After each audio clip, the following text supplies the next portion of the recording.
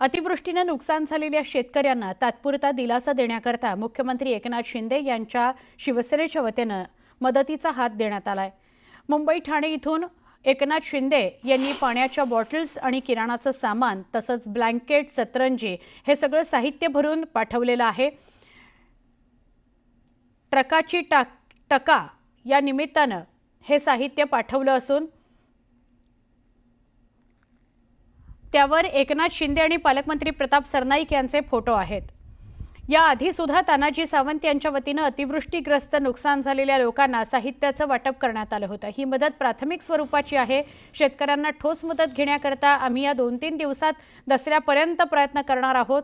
शेतकऱ्यांना दसऱ्यापर्यंत दिलासा दिला जाण्याचा प्रयत्न सरकारचा आहे, असं वक्तव्य तानाजी सावंतांनी केलं आहे।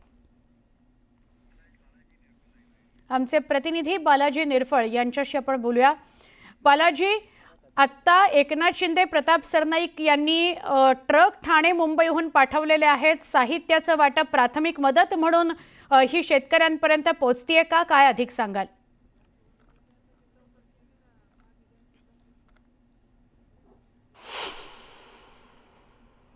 सुवर्णा, ज्या पद्धतीने अतिवृष्टीने मोठं नुकसान जे आहे ते शेतकऱ्यांचं झालेलं आहे, अख्खी घराची घरं वाहून गेलेली आहेत, घरातलं अन्नधान्य वाहून गेलेलं आहे। मी आपल्याला पाठीमागे पाहू शकतो, जो तो ट्रकचा उल्लेख केलेला आहे ती ट्रक प्रताप सरनाईक पालकमंत्री आहेत धाराशिव जिल्ह्याचे आणि एकनाथ शिंदे यांच्या नावाचे जे आहेत ते बॅनर लावून ज्या ट्रक आहेत त्या ट्रक सगळ्या धाराशिव जिल्ह्यात दाखल झालेल्या आहेत। याच्यात सगळं किराणाचं साहित्य जे आहे ते किराणाचं साहित्य असणार आहे आणि हे किराणा साहित्य त्या कुटुंबांना ज्या ठिकाणी शेड उभारलेले आहेत, निवारा शेड असतील किंवा अतिवृष्टीची लोक बाहेर काढून ज्या ठिकाणी त्यांना ज्यांची घरं विरोध असून संकटातून बाहेर काढलंय अशा लोकांना हे दिलेलं पाहिजे।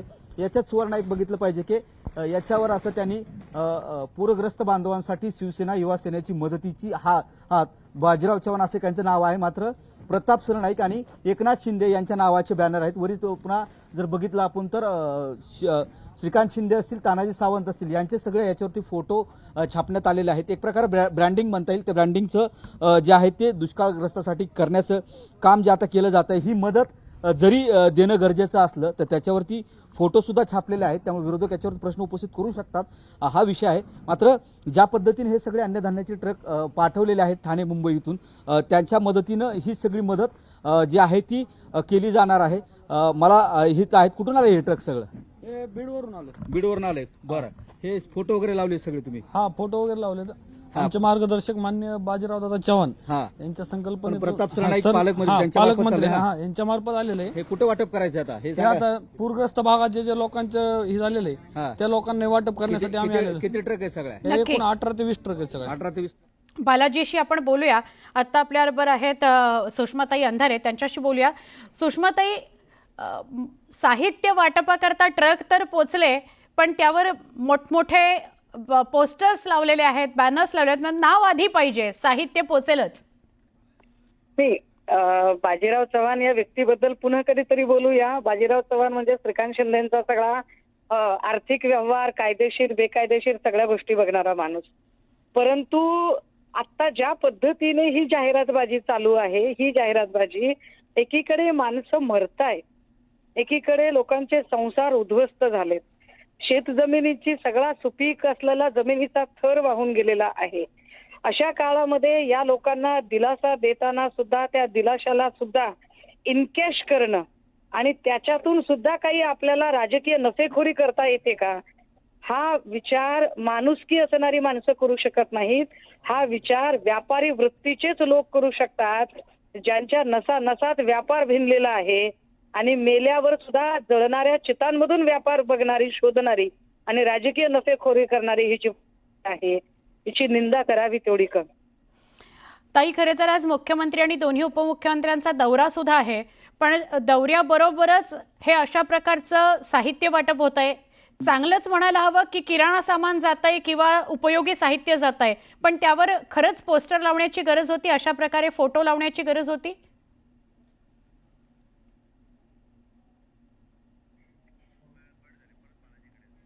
बालाजी आपल्या सोबत आहेतच। बालाजी, साहित्य वाटप पोचतंय लोकांपर्यंत, किराणा सामान आता गरजेचं आहे किंवा गोधडे आता गरजेचे आहेत, पण ते करत असताना यावर जे फोटो लावलेले आहेत त्यावर आक्षेप घेतले जात आहेत। बालाजी,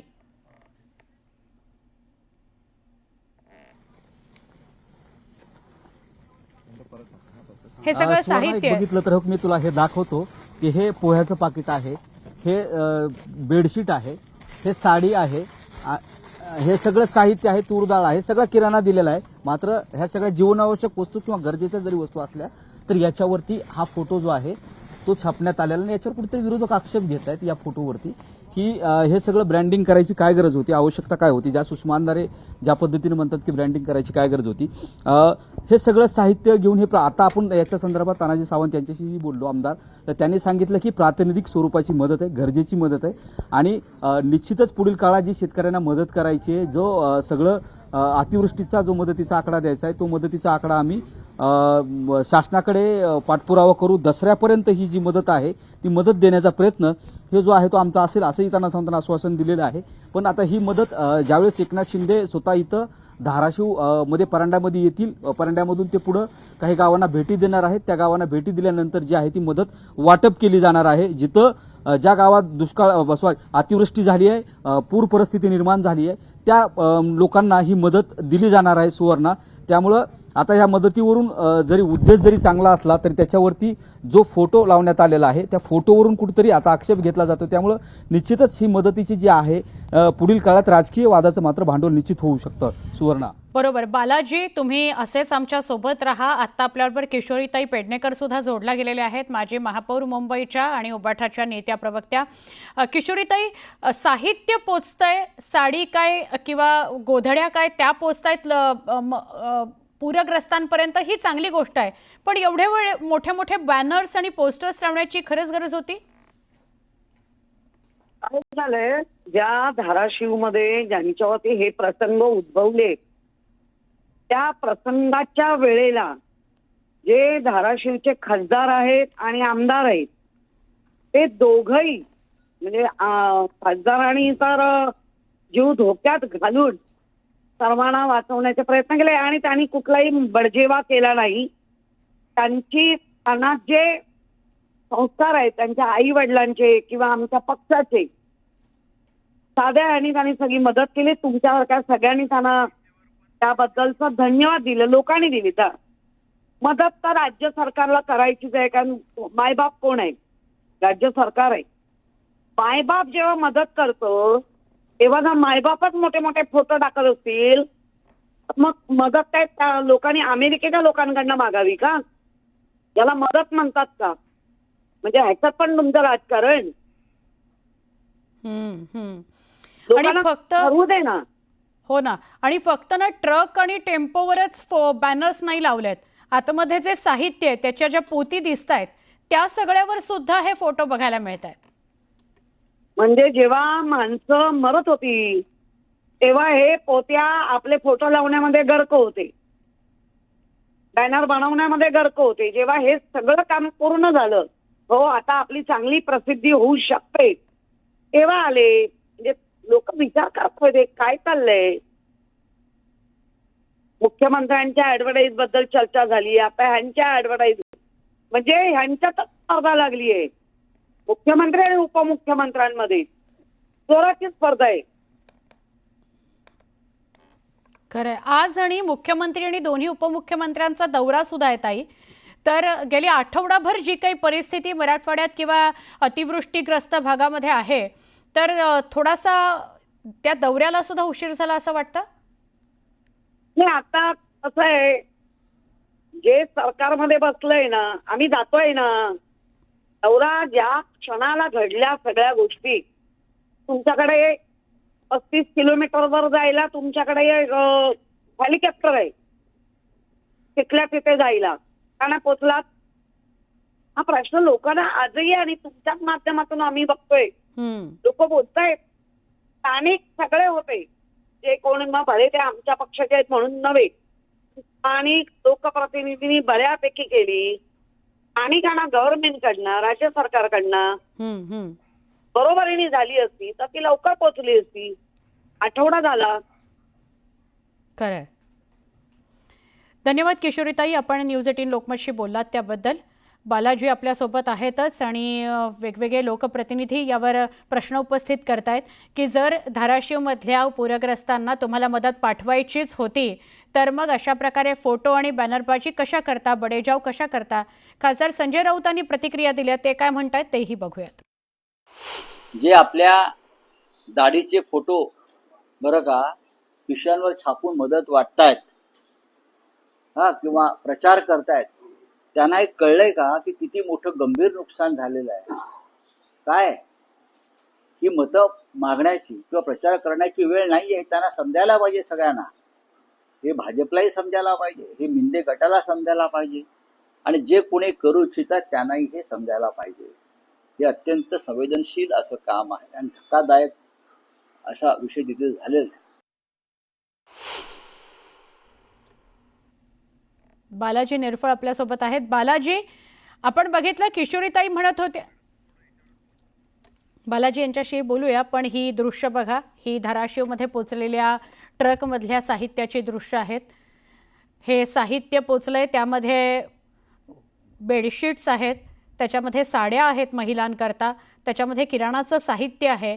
हे सगळं ठाणे मुंबई इथून पाठवण्यात आलेलं आहे. धाराशिवचे पालकमंत्री प्रताप सरनाईक आहेत, त्यांनी हे पाठवलेलं आहे. पण असं असताना त्यावर पोस्टरबाजी आणि बॅनरबाजी जी झाली, अगदी टेम्पोवर सुद्धा मोठमोठे पोस्टर्स लावण्यात आलेत आणि साहित्याच्या ज्या गोणी आहेत त्या साहित्याच्या गोणींवर सुद्धा पोस्टर्स लावण्यात आलेले आहेत. याच्यावर आक्षेप घेतला जातोय की जर इतकी वाईट परिस्थिती आहेत आणि त्यांच्यापर्यंत मदत पोहोचवण्यासारखी चांगली भावना आहे तर मग तिथं सुद्धा प्रसिद्धी कशाला, तिथं सुद्धा बडेजाव कशाला, अशा प्रकारचा प्रश्न विरोधक विचारतात. आपल्याबरोबर शेतकरी नेते राजू शेट्टी आहेत, त्यांच्याशी बोलूया. शेट्टी साहेब, आपण बघितलं धाराशिवमध्ये परिस्थिती बिकट आहे आणि भूमपरांडाला तर फार जास्त फटका बसलाय. असं असताना तिथे जी मदत ठाणे मुंबईतून पाठवली आहे किंवा पालकमंत्री प्रताप सरनाईकांनी जी मदत पाठवली आहे ती अशा प्रकारे पोस्टरबाजी करत, बॅनरबाजी करत पाठवली आहे, तुम्ही काय सांगाल? खरं तर ही अतिशय संतापजनक घटना आहे. एक तर संकटात सापडणाऱ्याला मदत करत असताना त्याचं स्वतःची प्रसिद्धी करून घेणं, गाजावाजा करून घेणं हे अत्यंत निंदनीय आहे. असं आपल्या संस्कृतीमध्ये असं म्हटलं जातं की उजव्या हाताने केलेलं दान डाव्या हाताला सुद्धा कळून द्यायचं नसतं. बरोबर, अशी आपली परंपरा आहे आणि असं असताना फोटो लावणं हे करणं बरोबर नाही आहे. आणि एवढं करायला हे जी मदत त्यांनी पाठवलेली आहे ती काय रोजगार हमीच्या कामावर जाऊन त्यात मजुरीतनं खरेदी करून आणलेली नाही, काही नाही. कशा पद्धतीनं पैसा कमवला, काय भानगडी केल्या सगळ्या जगाला माहिती आहे. तेव्हा अशा पद्धतीनं हे करण्यापेक्षा आणि हे जर असे प्रदर्शन, हिडीच प्रदर्शन जर करणार असतील तर मी शेतकऱ्यांना सल्ला देईन की तुम्ही चिखलात लोळू नका, ह्या मंत्र्यांनाच चिखलात लोळवा, त्याशिवाय यांना अद्दल येणार नाही. आणि शेट्टी साहेब, भावना जरी चांगली असली की साहित्य, घराचं उपयोगी साहित्य किंवा गोष्टी त्यांच्यापर्यंत पोहोचाव्यात, पण याचा उद्देश काय? म्हणजे असे फोटो आणि बॅनरबाजी करण्याचा उद्देश काय?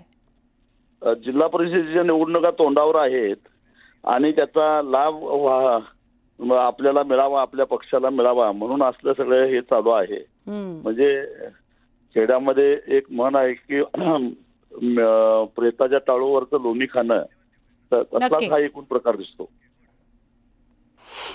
याला महाप्रलय म्हणू, याच्याशिवाय वेगळा ह्याला शब्द नाही. महाप्रलयच या ठिकाणी गेल्या 100 वर्षानंतर कदाचित, आज आम्हाला दिसतं हे 100 वर्षापूर्वी कदाचित झाला असेल किंवा नसेल, पण हा महाप्रलय आहे आणि त्याला आम्ही सर्वजण कुठलेही राजकीय मतभेद न ठेवता सर्वांनी एकत्र येऊन ह्या ठिकाणी ह्या महाप्रलयाचा मुकाबला करणं गरजेचं आहे. आणि माझे पदाधिकारी, आमची शिवसेना, कारण बाळासाहेब ठाकरेंनी जे आम्हाला शिकवण दिलेली आहे 80% समाजकारण आणि 20% राजकारण, तर 80% समाजकारणाचा भाग राजकारणा बाजूला ठेवून आम्ही आज प्रत्येकाच्या घराघरामध्ये जाऊन त्यांना जे काही जीवनावश्यक वस्तू असतील, त्यांना जी गरज लागेल ती पुरवायचं काम आमच्या पक्षनेत्याच्या आदेशाने ह्या ठिकाणी आम्ही चालू ठेवलं. उपमुख्यमंत्री एकनाथ शिंदे पण स्वतः येतील. किती वेळाचा त्यांचा सगळा प्रोग्राम असणार आहे? कसं कसं वाटप?